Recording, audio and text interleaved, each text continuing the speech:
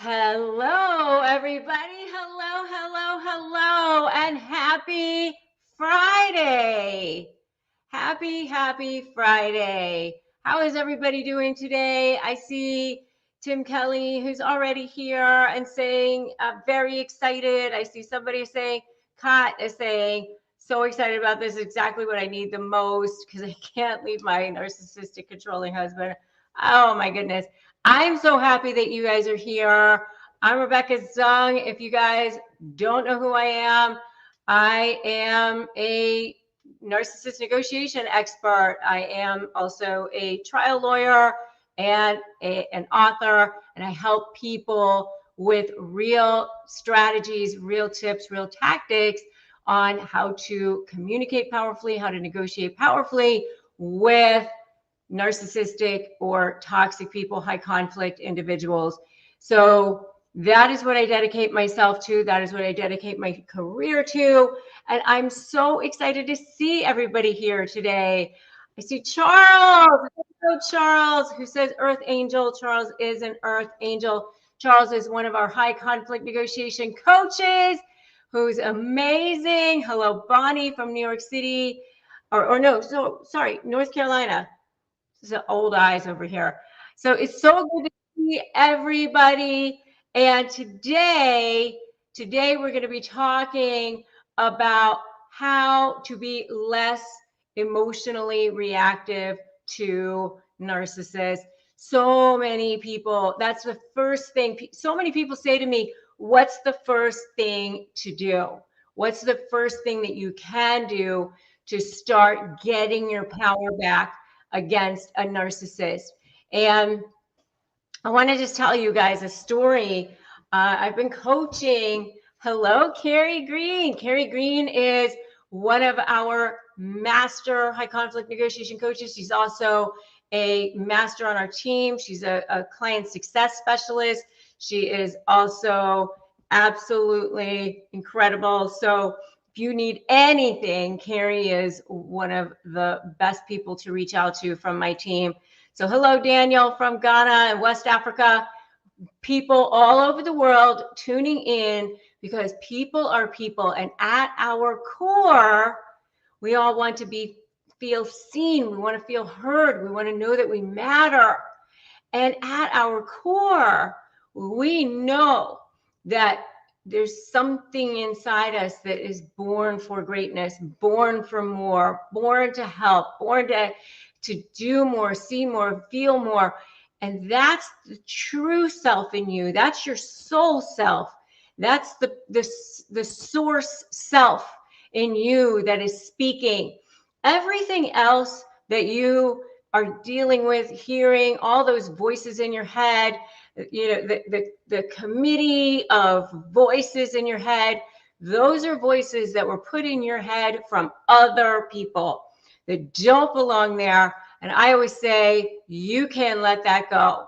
It's time to let that go, because the first thing that you're going to want to do in shifting that power dynamic against a narcissist is taking back your own power, taking back your agency, realizing that you are actually the stronger one.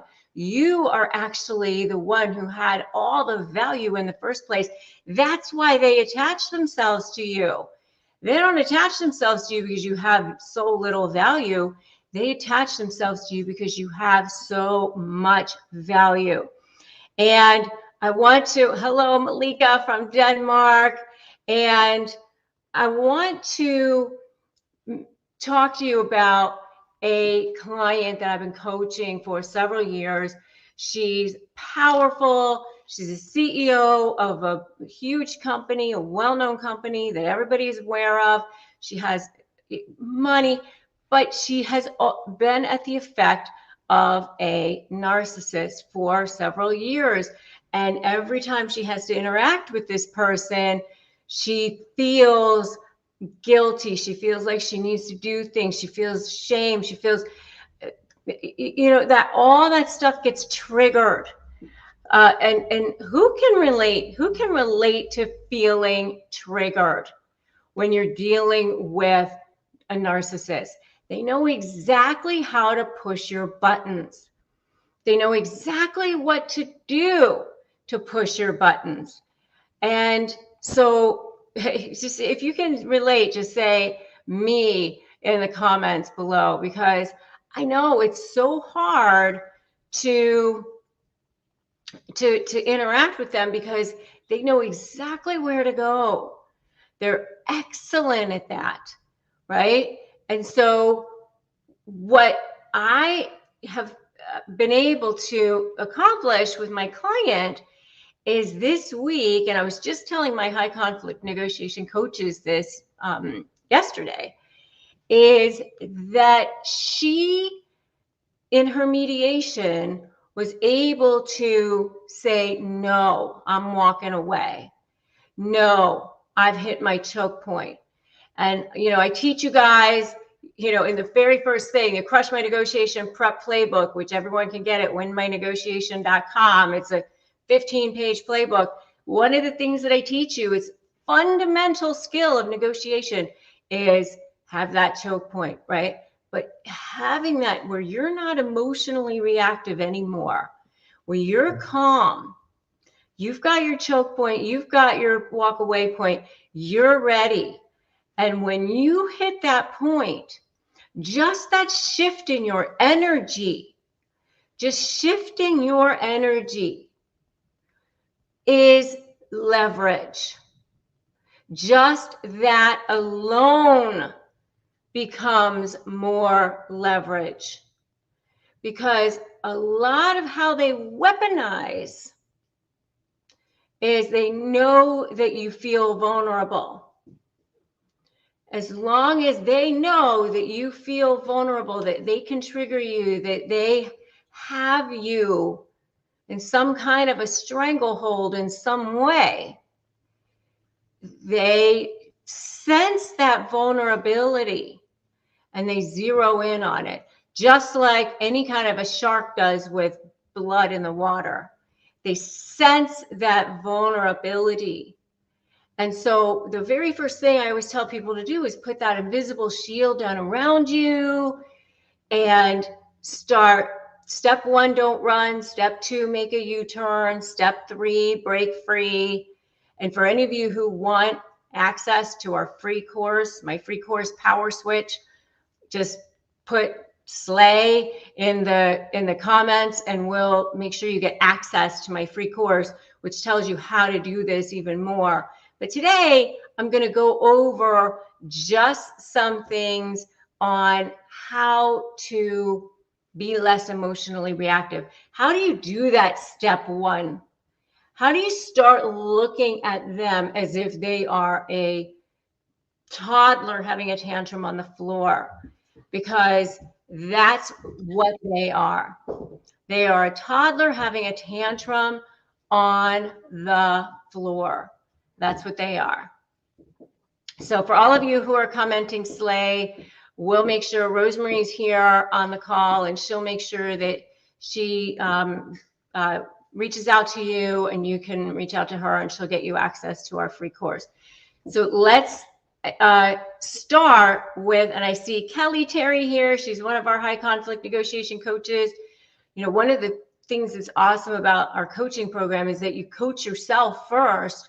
You learn how to heal yourself. You learn how to negotiate yourself. You learn how to do all the things yourself first. And then I teach you how to build an actual business from it. Take your suffering and turn it into your superpower and the exact blueprint for creating the life of your dreams. So if anybody's interested in a free course that I have just to get you started on becoming a coach, just put the word coach in the comments too, and we'll get you access to that one also. In the meantime, I'm going to start giving you some more tips on how to put that invisible shield down. You start looking at them as if they're a toddler having a tantrum on the floor, because that is basically what they are. They don't have the emotional capacity to see you. They only see themselves. So when you start to understand that they're trying to trigger you. So number one, understand that they're trying to trigger you. And number two, they get supply from that. They get supply from continuing to trigger you. So they're not looking to get money. They're not even looking to get the kids. All of that is just a ploy. All of those are just words. What they really want is that continued supply source of jerking you around, manipulating you, seeing you squirm, seeing you sweat.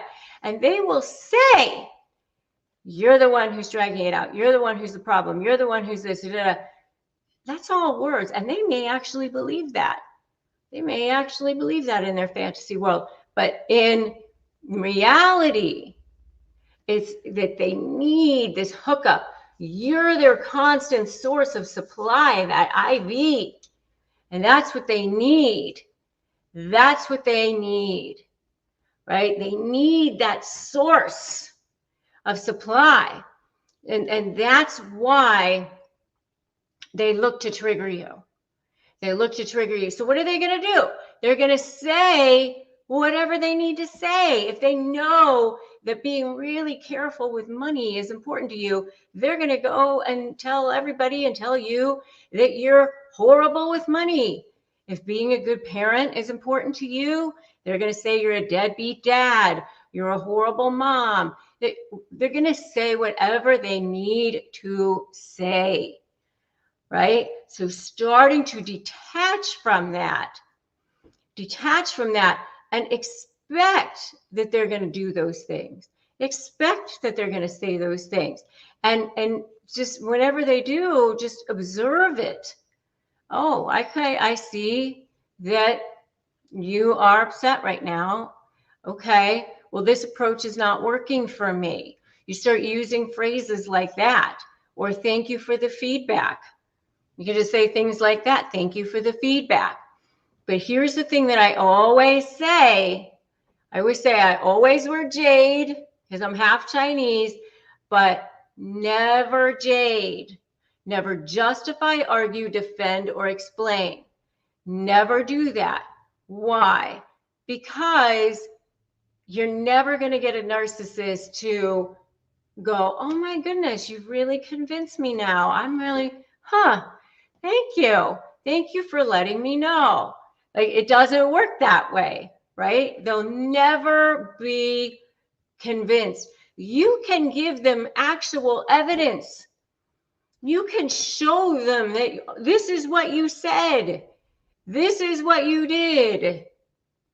They're going to go, I didn't do that. I didn't say that. That didn't happen. Or if I did, it was your fault or whatever. You're never getting them to go, you're right. I was wrong. You're not. So never justify, argue, defend, or explain. Detach yourself. And the other thing that I highly recommend is starting to have a support system around you. It's so important that you have a support system around you. People who are going to pull you toward your vision, not keep you in your past. You know, in my high conflict negotiation coaching program, I teach my coaches, create a vision statement, create your identity document. Who are you? Who are you being? Who's showing up to the room? Who's speaking? Who's having this conversation? Because you can be the powerful one.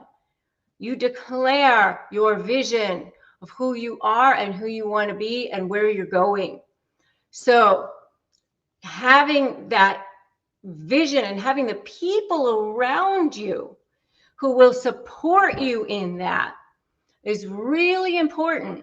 You don't want people in your space who are going to be like, oh, I'm so surprised that you would leave this person or you wouldn't stay there because it's so good for you. Or, you know, you don't want to have to be defending yourself. You want people to go, you know what? I'm creating a new life for myself, and you want those people to be right behind you, supporting you in that, right? That's what you want. And that's why I created my coach community, which is amazing. I have all kinds of coaches here that I didn't even ask to be here, but I've got Charles here, I've got Kelly here, I've got all kinds of people here, Carrie, because everybody wants to be part of it, because it's an amazing community. So having people around you who will help you, support you, pull you through, and then that becomes your service, because now you'll be able to turn around and look at somebody else in the eye and say, I see you, I get you, I understand you, I've been there. Because people who've been at the effect of a narcissist, only other people who've been at the effect of a narcissist really and truly understand it, right? Most people don't truly understand. If you agree, put agree in the comments right now. Yeah. So having a community, having support, having people who are helping you set the world on fire. Okay. So having some kind of self-care. What are you doing for self-care? I know for me, I was working with a coach, and every single week I would put these goals on there about work or whatever, and my coach would say, what are you doing for self-care? And I'd be like, I don't know, I like what I do, but so important. Meditate, journal, go to yoga, walk, you exercise, go cooking classes, breathing exercises. So important. So important. One of the things I talk about a lot in the coaching program is how you breathe.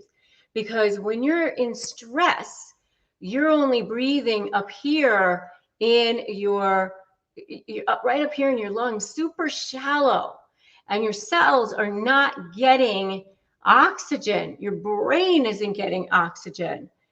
And when you've been at the effect of a narcissist, you are, and CPTSD, complex post-traumatic stress disorder. And it actually causes brain damage.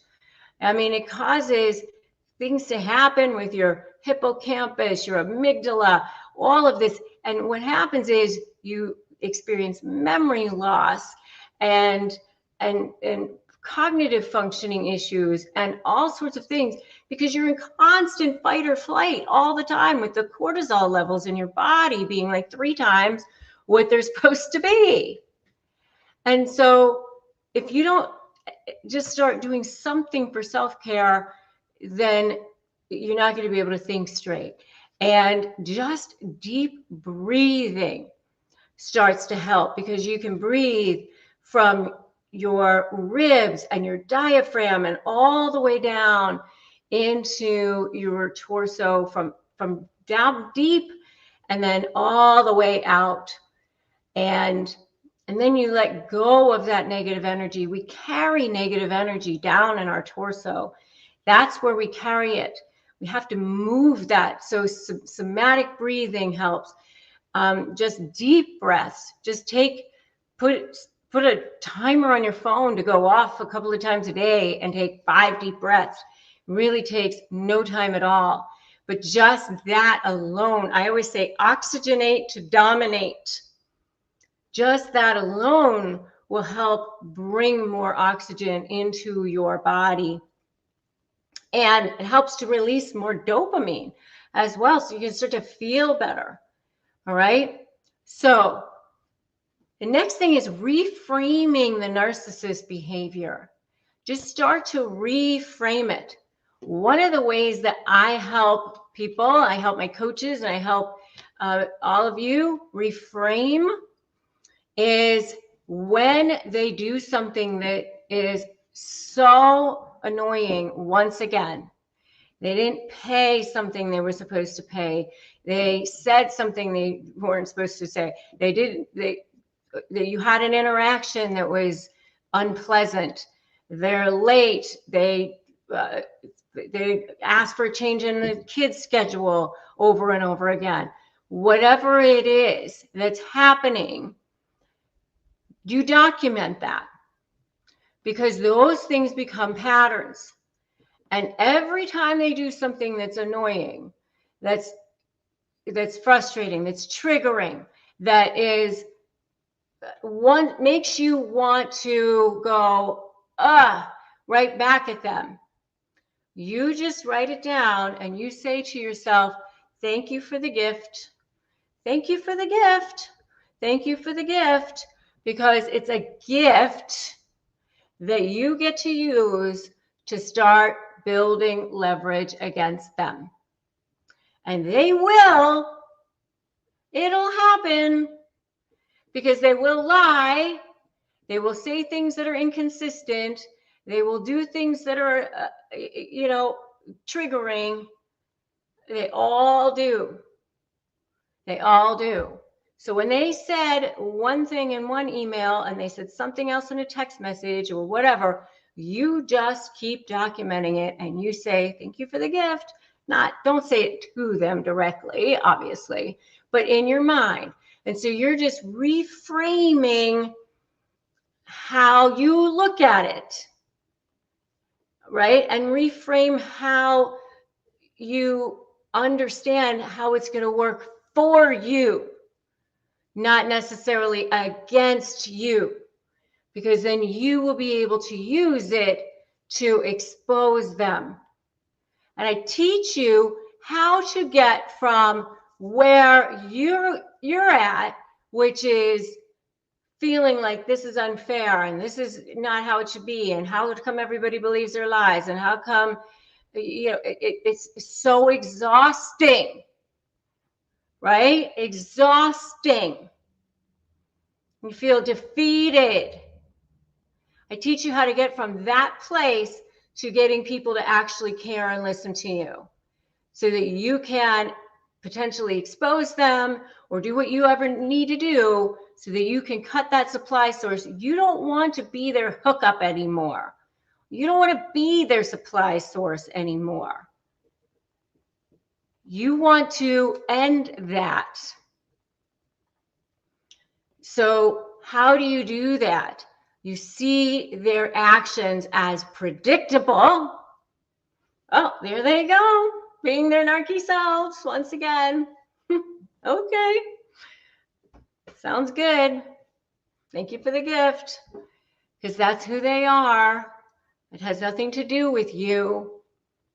It has nothing to do with you. Okay, so then the next thing I want you to do is practice assertive communication. So practice just speaking to them in a way that is not in any way filled with emotion, not in any way making them wrong, but just you're coming from your higher power. You're coming from your higher vibrational space. And so you are just going to look at them and speak. Oh, okay. Well, I'm not comfortable having this conversation like this. I think it would be best if we reschedule for a time that, we're both more calm. Or you can say things like, I agree with you. I agree with you that you are in a different place than I am. I agree. Or you can say, let's have this conversation later when we're both calm. Using we statements often helps dealing with narcissists. You don't even say, you have to say you are upset. You can say, we're both in a place right now that this is not the best time to have a conversation. Let's have it later. And you just state it firmly. You state it calmly, and you stay assertive, but you're not getting into their chaos. So many times I say SOS, so stop, observe, and then state. So just when they say something that's super, super triggering, you can just stop, then observe, then state what you're going to do. So SOS statements, right? So take a deep breath, and then firmly state what you want to state. The other thing that I often say is to just get curious. You know, if they're going to get angry at you and they're hurling things, you can just say, oh, okay, that's interesting. Why would you think that? Or what makes you say that? Oh, that's interesting. How did you come to that conclusion? And you know, just kind of mirror it back to them. Oh, so what you're saying is blah, blah, blah. And then just mirror it back to them and see what they say. Because many times that frustrates them, right? So you just get curious instead of being angry. You don't need to be angry. You can just get curious. And sometimes you'll actually get more information out of them. Because here's the thing about narcissists. They want you to think that they're super smart and they've got all this power. They're actually not very smart. They're just like toddlers. They don't look at the long game. They don't look at the long game. And let me tell you, I have participated in thousands of mediations as a lawyer, and I've seen many, many, many narcissists come through, okay? And they do not look at the long game. They only look at how can I get this person right now, right? What can I do right now to get this person, right? They come off as I'm so smart and I've got all these people on my side, and they'll say it with conviction, and a lot of people will believe them. But the truth of the matter is that they always overplay their hand. They always overplay their hand. And it always ends up coming out what's happening, the truth. It always does, especially when you're the one who continues to document, you stay calm, you do what you need to do, then the other side will implode on their own. They will implode on their own. You don't need to do anything to other than continue to document, reframe. If you want to meet with them, I always say make it a plan, Stan. So if you meet with them, it's for a short period of time. You're going to define what the scope is, what the issues are going to be that you're going to talk about, and how long. Because you don't want them sandbagging you and bringing up 14 different things, and then you know it's a conversation about whatever and forever, how long. No, it's going to be exactly. And then make sure you always follow up with communication in writing. So you want to have a strategy for consistency, all right? And managing yourself emotionally. One of the things that I suggest is having one form of communication with them, one form. So the best form, I think, is email, because there's always a time and date stamp and it's the least likely to be manipulated.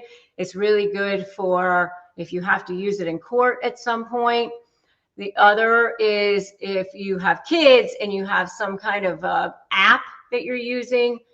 The best, if you're going to have an app and you've got kids, is if you make it court ordered that they have to use the app, because if you don't, then they won't. Oh, that thing is too hard. Why do you have to use it? They'll make fun of you. Oh, you think you need that? Oh, come on. You know, that sort of thing. So having one form of communication is optimal. Some of you may be in situations where that's not always possible, but if you can, that's best. If you also can, it's always best to have somebody who's around when you're interacting with this person, somebody who's going to be a witness, somebody who's going to be able to say, here's what happened. Okay, if not, then you can just make sure that you're documenting in real time what happened. Okay, so having a strategy on how you're going to manage them ahead of time makes you feel more powerful, allows you to feel more powerful. It puts you in a position where you're no longer feeling like, oh my God, here they come at me again, and now I'm going to get triggered again. Because you've got strategies ready to go. You've got phrases ready to go. You've got, you know, in my programs, I've got templates for emails and texts and all that, you know, but you want to have phrases ready to go. You want to have your invisible shield down around you, and the bullets will come off your chest like Superman, or the bullets will come off your wrist like Wonder Woman, and you're going to be like, okay, I see you. So you have your strategies ready to go. You have your support system behind you. You've done your breathing techniques. You've done your tapping, whatever it is you need to do. And so that when they're coming at you, you're going to be like, oh, here they come. Here comes the narky selves, because that's them. Their triggers are their problem. You manage your triggers. And as much as they're going to try to say it's all about you and your problem and everything else, it's not. Don't allow them to hang that on you. It's okay to put that down. All that stuff they hurl at you, that's their own pain. That's their own shame. That's their own inner voice speaking. And you don't need to take that. You don't need to pick that up and carry that. That is not yours. You can just look at it and just let it go by you. Like I always remember when I was a kid, we used to play dodgeball. Who remembers dodgeball? And so, I mean, I remember dodgeball, like you stand against this wall and like these balls would come at you. You try to like dodge them or whatever. Like, so you just like look at the ball and like let it whiz by you, fall on the ground. That's what's coming at you when they say something. It does not hit you, right? It's, oh, there's the ball. It hit the wall and it hit the ground. Bye. All right. It's not yours to carry. So, you know, understanding your emotional triggers, building that emotional distance, putting that shield down around you, having your own self-care in place, reframing their behavior, reframing how they talk, reframing what is happening. Thank you for the gift. Seeing them for who they are. Practicing assertive communication, practicing speaking to them in a way that's, you know, your energy is not mine. Okay? Just like that's how you're going to speak. I'm not making you wrong. I'm just over here. I'm just going to give you what I need to say. And create that strategy for consistency. You know, when they send you the wall of text or that wall of email or whatever, do not, I call it the middle finger response, because I had a lawyer friend who years and years ago, when stationery was a thing and it was like $2 a sheet or whatever, he would write an entire letter. The letter was, "Dear Attorney so-and-so, no, period. Attorney so-and-so, very truly yours." Like his entire letter was the word no, period. So that's what I'm saying. You can kind of do, and we used to call it his middle finger response. So I'm saying for you, if you get this wall of text or this wall of email, you just go back through and you just pick through and look at this. Just find the stuff that you need to respond to, and that's all you need to respond to. You just say, you're just like a reporter reporting the news. Say, "Oh, okay, I see it," and you just respond to that. That's it. "Oh, I've received your email," and if you want, you can say, "I deny what it says," but you don't even need to. You can just say, "I'll see you on Wednesday." That's it. You do not need to have a full-on response. I know sometimes you want to go point by point by point. When you do that, you're giving them supply. And by the way, they use your emotional responses against you. They will use your emotional responses against you. And I've had that before too. And so now you have to defend that. So why do that? Okay. So just, making sure that you're not the one who is going to provide them with fuel. You don't want to provide them with fuel because they will take it. Okay. So those are the things that I highly suggest. If you are interested in, I mentioned before, my free power switch course, just put Slay in the comments and we'll make sure that you get it. And also my free coaching course, just to get you started, just put the word coach there. And we are also doing a live webinar on becoming a coach next week on Wednesday, October 2nd at 10 a.m. Pacific, noon Central, 1 p.m. Eastern. That's actually going to be my birthday. So it'll be my birthday present. You guys all come celebrate with me. And you can sign up for that at highconflictcert.com, highconflictcert.com. So come and celebrate with me there. I'll put the link there for signing up. And so those are just a few things that you guys can start to do, and to start to be less emotionally reactive to narcissists, and for your power and staying within your power, because now you will start to create that shift in energy. And like I said at the beginning of this call, or the beginning of this live, just that shift in energy, just that shift becomes leverage. Because when they sense that there's no longer any vulnerability, they will start to go, "Wait a minute, what's going on here? What's happening here?" And yes, they're not going to like it right away. They may have a little bit of a tantrum. But guess what? They're the worst right before they're ready to give up. They're the worst right before they're ready to give up. And they only win if you give in.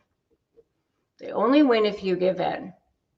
And you definitely do not need to do that, because there are ways to get what you want without paying through the nose, without all the drama, trauma, and chaos, without having to have all the backlash, without having to deal with all of it. There's definitely ways to do that. And I've helped people all over the world get exactly what they want. And so for those of you who really want to get started, go to highconflictcert.com. Come join me for the coaching masterclass next week, and also put in the comments that you want to get the free course, Coach, if you want that one, and Slay if you just want the Power Switch course, or you can put both, and I'll give you both.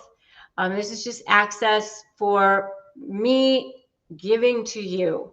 My coaches know that I'm always looking for ways to give more.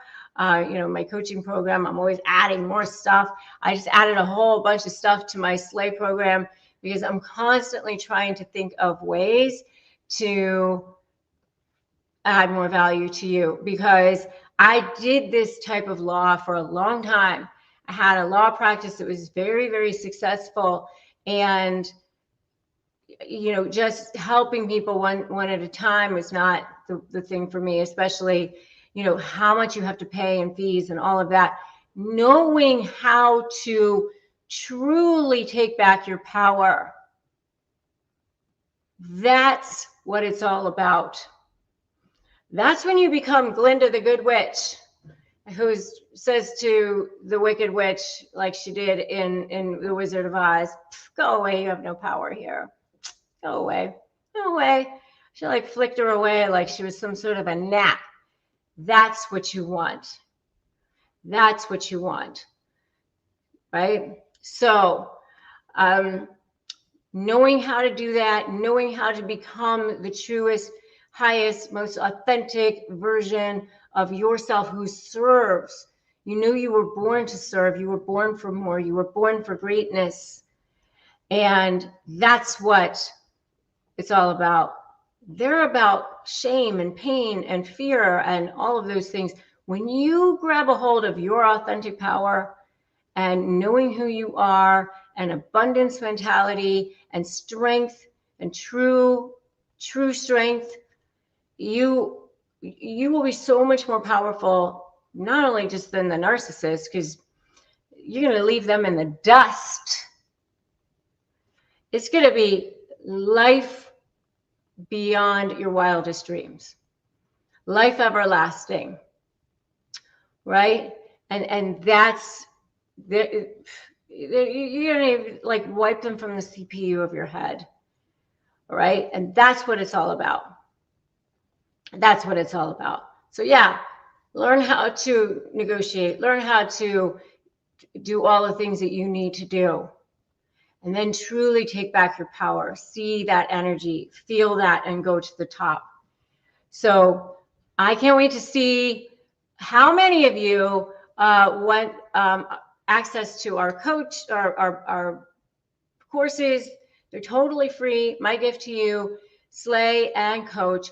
And then also, I'll see you next week at my free masterclass, which is highconflictcert.com. Go there, sign up, join me, join my coaches. It's really, I think, the absolute best program in the world. I've worked very hard to make sure that it is. So if this was helpful to you guys, just let me know. Put yes in the comments. I hope this was super helpful for you, and I hope that this will help you just get started with taking back your power. Maria says, thank you. Yes. Isabel says, thank you for all you do. And how to be less emotionally reactive to narcissists. I'm going to do this again next week. So thank you all for being here. Thank you all my coaches. I see Kevin Posey here. He's one of my amazing coaches too. Check him out. We did a live together also. Kelly, Terry, Charles, all my coaches that are here, who were here today supporting, they're amazing people. Truly the best community on the planet. I just absolutely love my community. And So I'm glad it was helpful for all of you. Which day next week? It is on Wednesday of next week. So go to highconflictsearch.com and you see all the details right there. So so happy to have all of you guys here and part of this community. Support each other, lift each other, be there for each other, because this is what it's about. This is why I built this community. All right. And I will see all of you guys hopefully next Wednesday at my live masterclass there. All right. God bless you. Have an amazing weekend. Thank you all.